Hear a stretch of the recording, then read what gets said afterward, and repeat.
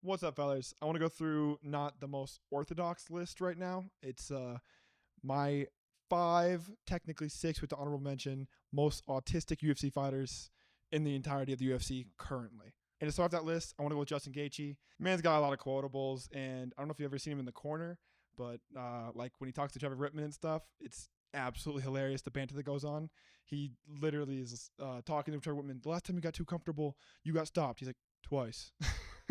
I mean, he's very violence oriented, and the way he comes across when he's fighting is exactly the same way. He's definitely autistic. He's on the scale for sure. If two men can hold you down, one can rape you. I mean, watch any of the Embedded series. He's Justin Gaethje, and definitely comes across as on the scale, to say the very least. Number 4, Jiri Prochazka. I wanted to put him higher at this list, but I feel like he has recency bias.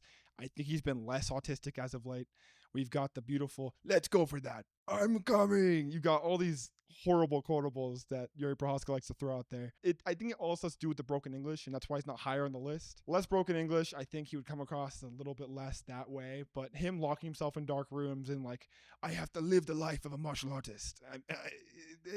You know what I mean. That's kind of how Jiri Prochazka acts, like an anime character, but I feel like he actually is to an extent. So I'm going to let it pass as a number 4 and not number 1. Hello, John. We got Tom Aspinall in number 3. Tom Aspinall, yeah, this is, I mean, one of the most polite autistic people, not very harsh on the words. I mean, we know how he talked to John Jones, the whole build up with that. It still hasn't happened. I'm hoping it happens this year.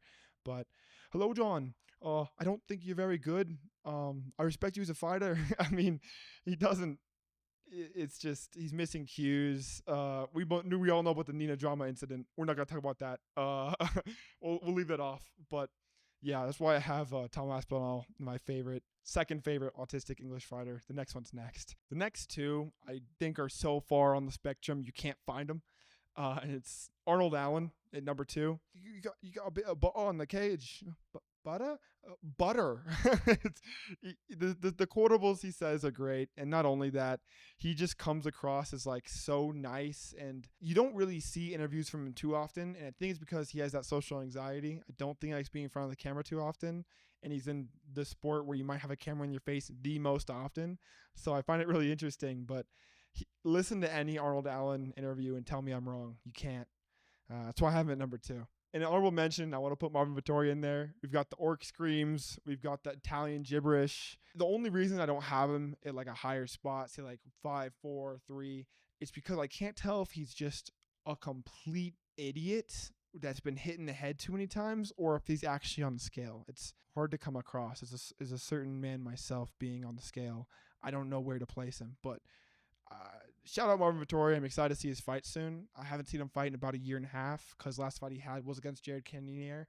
And he's still ranked above Jared Cannonier, even though he got whooped by him. Tell me how that makes sense, but that's not what the video is about. So I still have him at the honorable mention spot. Nobody check kangaroo grappling. We got Islam Makhachev. I mean, any video you see of him with Khabib, with the Dagestanis, the fighting camps, during fight interviews. I mean, there's so many clips I could pull and show you where it's just like, he's not there. There's no thought behind those eyes. All he talks about is grappling all day. And I mean, he's not wrong. He grapples bears and apparently kangaroos too. Nobody check his grappling. Good striking, kangaroo, but no one check grappling. Islam is missing a few screws, and I love him for it. Probably the best champion in the UFC right now, and he's the most autistic by a landslide. I think it's the best base for MMA if you really think about it. But yeah, that's my list for 5, 6 most autistic UFC fighters in the UFC. Y'all have a great day.